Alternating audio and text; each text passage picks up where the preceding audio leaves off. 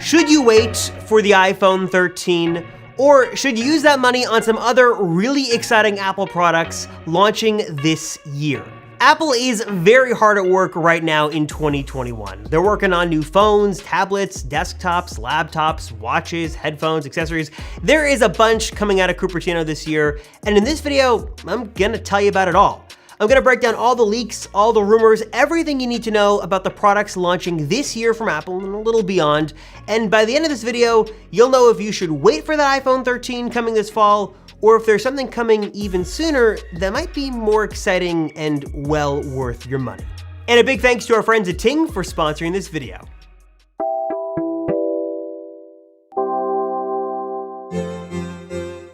There is absolutely so much to cover in this video, so I'm gonna start it off by kind of rapid firing through some things you probably already know about, but with some new info thrown in there as well. Let's kick things off with AirTags. And yes, even well into 2021, AirTags have still not officially launched, and we're just waiting at this point for them to finally make their public debut.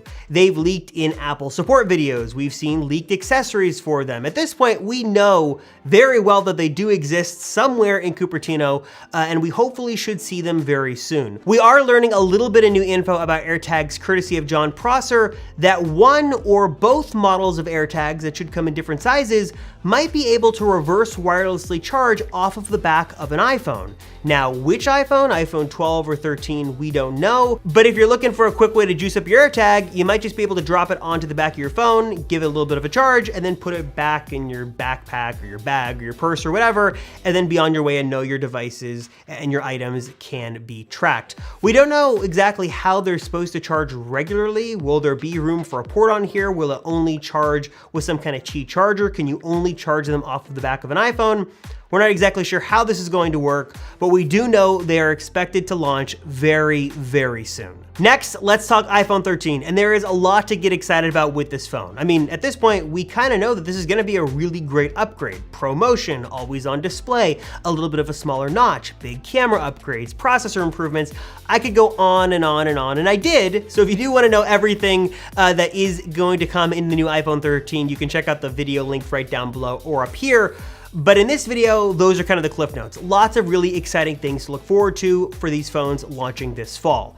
But we are starting to hear a bit of early news about the iPhone 14 or 15 or 16. I know it's a little early, but there is a nugget of news that I think is very interesting. We're learning that Apple is looking to bring engineers in-house to work on 6G technology. Yes, this is the version after 5G that we have right now. So presumably faster speeds, better range, lots of improvements into this technology that should be really cool to see in the next versions of the iPhone and other future Apple devices that we'll get to in a moment. We also could see a couple new iPhone models launch this year as well, in addition to the 13 and 13 Pro series. There are some rumors that we could see a new version of the iPhone SE and the iPhone SE Plus. Now, rumors are a little scarce, but we have heard that the iPhone SE Plus could adopt the design language of the iPhone 11. So you'd have a 6.1-inch LCD display, it wouldn't be an OLED display, you'd have two cameras on the back, you'd have kind of the same similar design to the iPhone 11, but it could possibly ditch the notch and be one of the first iPhones to introduce Touch ID back into the iPhone universe, possibly built in to the power button on the side. Probably won't have the premium features like both Face ID and Touch ID, probably won't have all the cameras, but it should get a bit of a processor bump and would be kind of cool to see a bigger version of the iPhone SE. Next, let's get into the juicy rumors and talk all about Macs. And if Apple Silicon and the M1 chip weren't already impressive enough, we're learning that the next version, which is either going to be the M1X or the M2, is going to be very exciting, even more powerful, have more of a dedicated GPU, a little bit more beefed up, a little bit more powerful. It's safe to say it's going to be a very exciting upgrade, and I cannot wait to see the first Mac that gets this new chip. And one that could potentially get it could be the 2021 iMac lineup. And yes, this could be the biggest design change we have seen the iMac get in almost a decade. Jon Prosser recently dropped some exclusive news on this 2021 iMac lineup, and surprisingly, it looks like the iMac could kind of go back to its roots and could possibly come in multiple colors this year. According to Jon Prosser, the iMac lineup could adopt the color scheme of the current iPad Air, so you'd get kind of a silver, space gray, green, blue, and pink color lineup that would be very polarizing to see, because on one hand, I feel like people would be really excited to get a little bit of a custom flair on their iMac, while others think it's a little too much. I don't know, I think I'd probably go with a space gray iMac, but maybe I'm alone. Would you pick up an iMac in like a hot pink color or a blue or a green? Let me know your thoughts down below. Colors aside, rumor is the design is supposed to be absolutely gorgeous, taking a page basically from the Pro Display XDR. It'd be a little bit more wide, a little less kind of tall than the iMac we have right now. It would drop those super thick bezels. There would not be any big chin on the bottom. If the rumors are correct, it should look absolutely stunning. It should bring a little bit of that iPad DNA in there as well. This looks like the iMac upgrade we have long been waiting for and should be really, really cool to see. Some other Macs to get super excited about that should also sport these new M1X or M2 Apple Silicon chips is the MacBook Pro lineup, which we're learning could get quite the upgrade. New rumors suggest there could be a new 14-inch model and 16-inch model of the MacBook Pro with these higher-end Apple Silicon chips inside that could get a lot of different design changes, a lot of I/O changes. Basically, it's like a whole new chapter in the MacBook Pro's history. Rumor has it that ports are coming back to the MacBook Pro. So these new models should have kind of a combination of a full-size SD card reader, a full-size HDMI port, multiple USB-C Thunderbolt ports, and the surprise return of a magnetic charging cable. Not sure if Apple's gonna stick with the MagSafe branding and we're gonna see something similar to the previous gen MacBook Pros, but a removable magnetic charging cable should be coming back to the MacBook Pro, a surprise return I know many are really, really excited about. But I do have to say that we are hearing some conflicting reports on just how big of an upgrade is coming to the MacBook Pro. Some rumors suggest that it's gonna be a really big year for the MacBook Pro. There's gonna be a mini LED backlit display, slim bezels, the touch bar is going to be removed entirely, while other rumors are a little less optimistic. And the cosmetic changes will be a lot less than many are expecting. So I'm not sure which direction Apple is going to go, but personally, I really hope that these renders become reality and we do get a really big change to the MacBook Pro, something we really haven't seen in a while now. So I think it's a little long overdue. Before we continue, if there is anything I like more than talking about future Apple products, it is saving money on my cell phone bill and taking full control over my cell service. And if you want to do the same thing, then you gotta make the switch over to Ting Mobile. Ting is doing cell service the right way in 2021. You're not locked in any kind of contract, there are no sky-high bills and fees, you're just getting access to nationwide LTE and 5G service that's fantastic, and award-winning customer service that is always there to help every step of the way.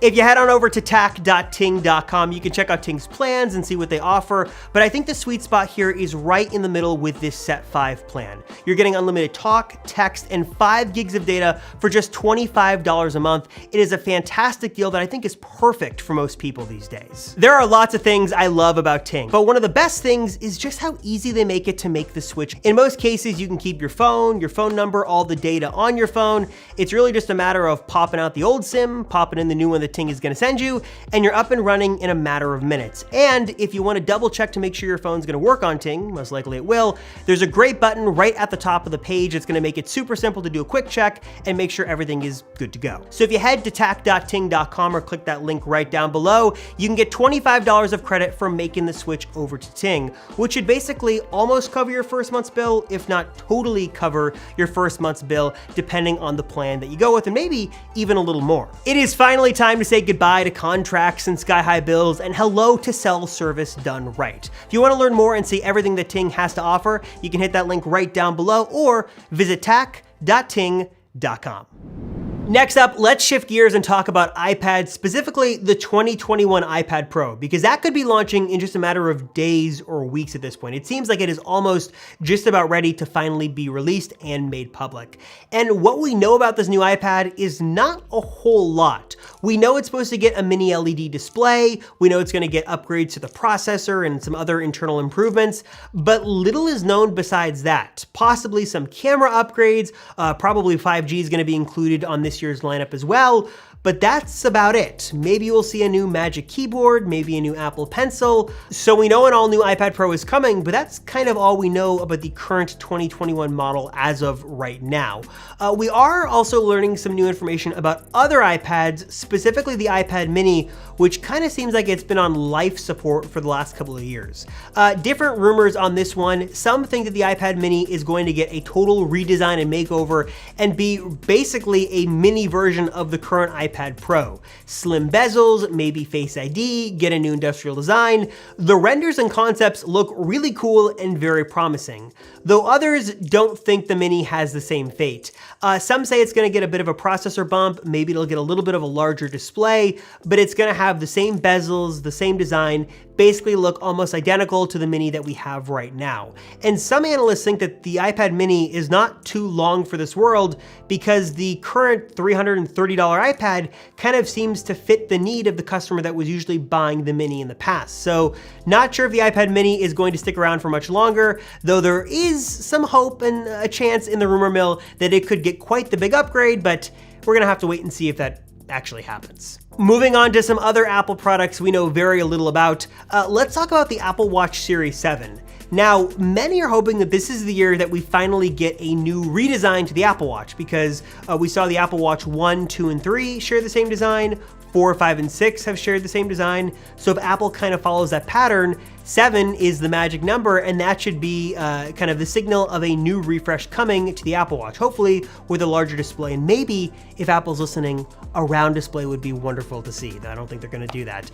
What we know is very little about this new device. Obviously, Apple is gonna continue to double down their health features.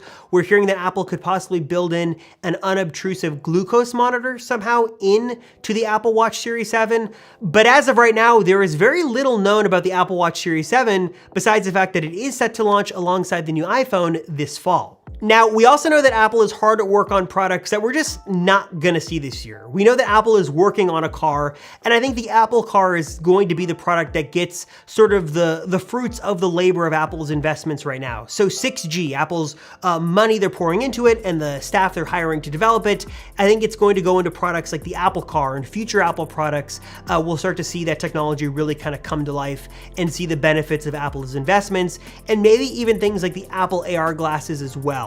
We've heard some rumors that we could possibly see maybe a sneak peek of that by the end of this year, and maybe it'll launch next year in 2022, though it's still very unclear what Apple's roadmap on that product is, though we know it's closer to launching than not because they have been very hard at work on these glasses for years, so hopefully we just get a bit of a sneak peek of that sometime at the end of 2021. And last but not least, if you've made it this far into the video, which if you have, thank you very much. I send you a thank you. I sincerely appreciate it. Here is an alleged image of what we're expecting to see soon from Apple with the next generation of AirPods, AirPods 3. You'll notice this has a very similar design to the current version of AirPods Pro, but it should get better battery life, it should get a new case, and should get a new design to go with this next generation of AirPods. We're also expecting an update to the Apple TV to launch sometime this year, possibly with a new remote and some new processors inside, and I think that is about it. That is everything we currently know Apple is working on for this year. New watches, new tablets, new Macs, new phones.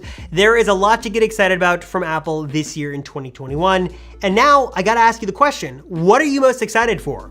Are you saving your money for the iPhone 13? Is that gonna be a big enough, a compelling enough upgrade to make you wanna save your money and wait for that coming this fall? Or are you tempted by a new MacBook Pro or those colorful iMacs, or maybe even the new iPad Pro? Curious to hear your thoughts. What are you most excited to see from Apple this year or into the coming years moving forward if you're really excited for that Apple car? Let me know down below in the comments. As always, thank you guys so much for watching the Apple Circle. I sincerely appreciate it. We all do. Thank you so much. I'm Robert Rosenfeld, and I'll see ya in the next one.